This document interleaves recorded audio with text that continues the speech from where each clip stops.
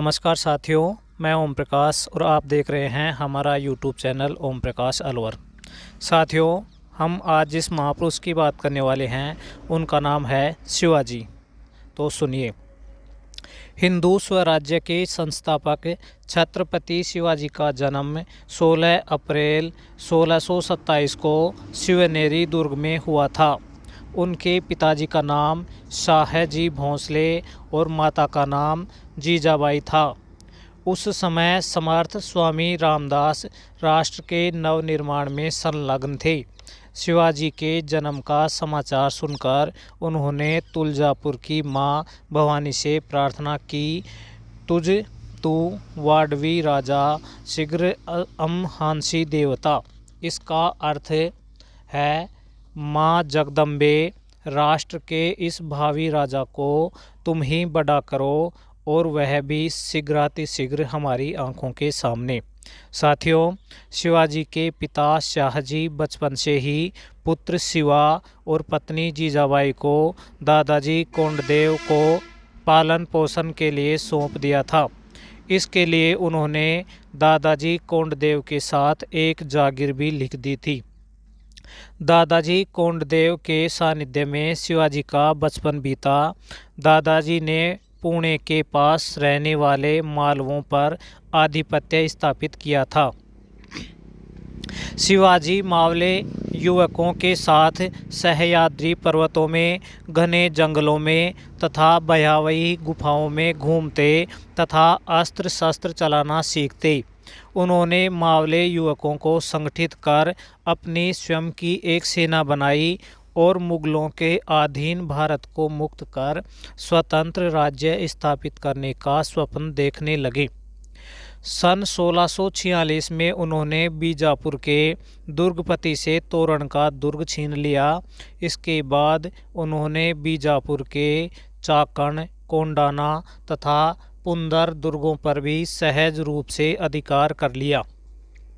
बीजापुर के सुल्तान ने शिवाजी की बढ़ती हुई शक्ति को कुचलने के लिए उनके पिता शाहजी भोंसले को बंदी बना लिया। पिता को मुक्त कराने के लिए शिवाजी ने बंगलोर और कोंडाना के दुर्ग बीजापुर के सुल्तान को वापस देकर संधि कर ली।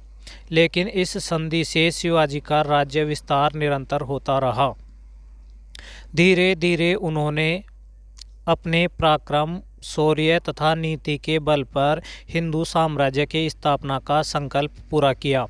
1674 में वेद विहित विधियों से उनका राज्याभिषेक किया गया तथा उन्हें छत्रपति की उपाधि से सम्मानित किया गया।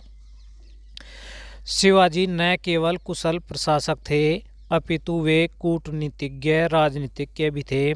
उन्होंने छापामार युद्ध की तकनीक अपनाकर अपने से कई गुना शक्तिशाली तथा विशाल मुगल साम्राज्य से लोहा लिया और बादशाह औरंगजेब तथा उनके सिपह सालाहों को कड़ी शिकस्त दी। अपनी छापामार युद्ध नीति के कारण ही वे बैरम खां को भागने को विवश कर सके तथा अफजल खां का वध करने में सफल हो सके। औरंगजेब ने धूर्ततापूर्वक उन्हें अपने दरबार में आमंत्रित कर कैद कर लिया, पर शिवाजी बड़ी चालाकी से टोकरे में बैठकर कैसे छद्म वेश धारण कर पुत्र सहित भाग निकले, यह सर्वविदित है। छत्रपति शिवाजी माँ भवानी के परम भक्त थे। कहा जाता है कि माँ भवानी ने उन्हें दर्शन देकर एक तलवार आशीर्वाद के रूप में प्रदान की थी। इस तलवार के बल पर वे इतने विशाल हिंदू साम्राज्य का निर्माण कर सके। एक प्रखर राष्ट्रभक्त होने के कारण शिवाजी ने सदैव यह प्रयास किया कि हिंदुओं में एकता स्थापित हो और वे एकजुट होकर विदेशी आक्रांताओं के विरुद्ध हथियार उठाकर भारत माता को दासता से मुक्त कर सकें। इसलिए राजा जयसिंह ने युद्ध न कर तथा सुरक्षा का आश्वासन पाकर उनसे पुरंदर की संधि कर ली थी। उन्होंने राजा जयसिंह को एक मार्मिक पत्र लिखकर हिंदू एकता के लिए निवेदन भी किया था। नवनिर्मित राज्य शासन को सुचारू रूप से चलाने के लिए शिवाजी ने अष्टप्रधान की व्यवस्था की थी। यद्यपि उनका शासन एक तंत्रीय राजतंत्र था, पर वे व्यवहार में सदैव जनतांत्रिक पद्धति का ही पालन करते थे। बिना अष्टप्रधान की सलाह और परामर्श के वे कोई भी महत्वपूर्ण निर्णय नहीं लेते थे।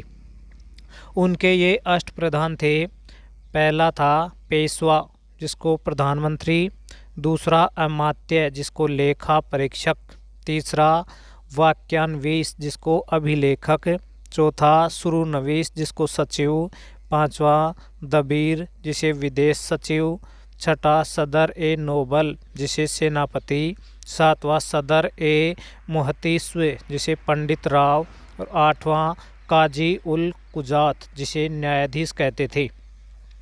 शिवाजी ने अपने राज्य को स्वराज्य की संज्ञा दी थी। यह 4 भागों में विभक्त था।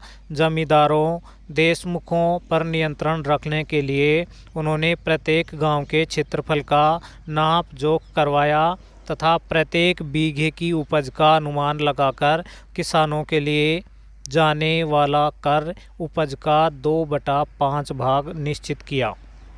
साथियों, छत्रपति शिवाजी अपने चरित्र बल, दृढ़ इच्छा शक्ति एवं प्रखर राष्ट्रभक्ति के ही कारण महानता के चरम उत्कर्ष पर पहुंच पाए थे। उनकी धार्मिक नीति बड़ी उदार थी। जहां भी वे युद्ध करने जाते वहां न तो किसी मस्जिद को उन्होंने क्षति पहुंचाई और न कुरान शरीफ का अपमान ही किया। नारी जाति के प्रति वे अत्यंत आदर भाव रखते थे। उनके राज्य में सब जातियों और धर्म संप्रदायों को अपनी अपनी पद्धति से उपासना करने की स्वतंत्रता थी। अपने व्यक्तिगत जीवन में नैतिकता को उन्होंने सर्वाधिक महत्व दिया। माता जीजाबाई के इस सुयोग्य पुत्र ने समर्थ स्वामी रामदास की शिक्षाओं का पालन कर हिंदू पादशाही की स्थापना हेतु विशाल हिंदवी स्वराज्य की स्थापना कर विश्व में जो अद्वितीय आदर्श प्रस्तुत किया वह स्मरणीय ही नहीं, अनुकरणीय भी है। महान, विशाल और साम्राज्य के संस्थापक होने के बावजूद भी शिवाजी को राज्य से रति भर भी मोह नहीं था। उन्होंने तो गुरु दक्षिणा में सारा साम्राज्य समर्थ गुरु रामदास के चरणों में अर्पित कर दिया था और स्वयं एक ट्रस्टी प्रबंधक के रूप में निरपेक्ष भाव से शासन प्रबंधन करते थे। 13 अप्रैल 1680 को इस महान देशभक्त स्वर्गवासी हुए। भारत माता की जय।